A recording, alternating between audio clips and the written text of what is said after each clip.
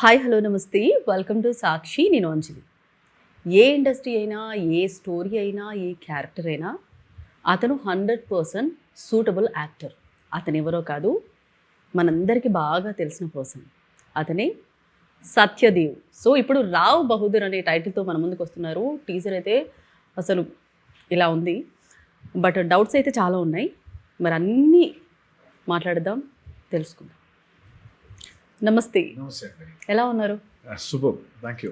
So ఈ మధ్యకాలంలో మీరు చెప్పిన ఒక మాట చాలా వైరల్గా మారింది. అవునండి. అదే దేవుణ్ణి అవును అవును ఒకసారి మా గురించి చెప్తారు. వదిలేండి, ఇప్పటికే చాలా మంది చూస్తారు.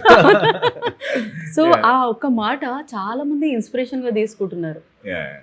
చాలా బాగా చెప్పారు అసలు. Thank you thank you. So Rao Bahadur, so ఇది 5.5 ఏళ్ళు రాశారంట. సో ఇందులోకి మీరు ఎప్పుడు ఎంటర్ అయ్యారు? మీరు ఒక వర్డ్ కూడా అన్నారు, తర్వాత ఒక బాహుబలి, ఒక RRR, తర్వాత రావ్ బహదూర్ గురించి మాట్లాడతారు అని చెప్పేసి. అంటే అంత కాన్ఫిడెన్స్ ఏంటి? కాన్ఫిడెన్స్ అదేనండి, సినిమా కథ పైన విన్నప్పుడు ఏ ఫీల్ అయితే వచ్చిందో, నేను సినిమా చూసినప్పుడు కూడా అదే ఫీల్ వచ్చింది. నేను అన్న కాంటెక్స్ట్ వచ్చి కంపల్సరీ మన సినిమాని కూడా రికమెండ్ చేస్తారు. ఒక బాహుబలి, ఒక RRR తర్వాత మన సినిమాని కూడా రావ్ బహదూర్ అనే సినిమాని రికమెండ్ చేసే రేంజ్లో ఉంటుంది అని నేను నమ్మాను. అండ్ అదే అవుతుందని నా confidence. It's recommendation, it's the love. అంటే మనం బయటకు వెళ్ళినప్పుడు మన కల్చర్ రిప్రజెంట్ చేసే సినిమాలు ఏముంటాయో చెప్తాం కదా, అందులో రావ్ బహదూర్ కూడా చేరుతుంది అనేది నా పాయింట్. సో టీజర్ అయితే చాలా బాగుంది. అంటే 2 సార్లు, ఒకటి 3 months బ్యాక్ చూస్తే, ఇప్పుడు ఇంకొకటి. బట్ 5 గంటల పాటు పట్టిందంట కదండి ఆ మేకప్కి. ఎలా ఉన్నారు అసలు? ఆ ఐస్ కూడా, ఆ లెన్స్తో సహా ఎంత టైం పట్టిందండి మేకప్కి? అదేనండి, 5 hours ఎవ్రీడే, 5 hours పట్టేది. 5 hours మేకప్ పట్టేది. అండ్ మేము 3 గంటలకి ఎప్పుడో లేచి 4 గంటలకి మేకప్లో కూర్చుంటే అరౌండ్ 9 o'clock వదిలేవారు. అండ్ 9 to ఈవినింగ్ 9 వరకు షూటింగ్ జరిగేది. అండ్ మళ్ళీ తీయడానికి 1.5 hour పట్టేది.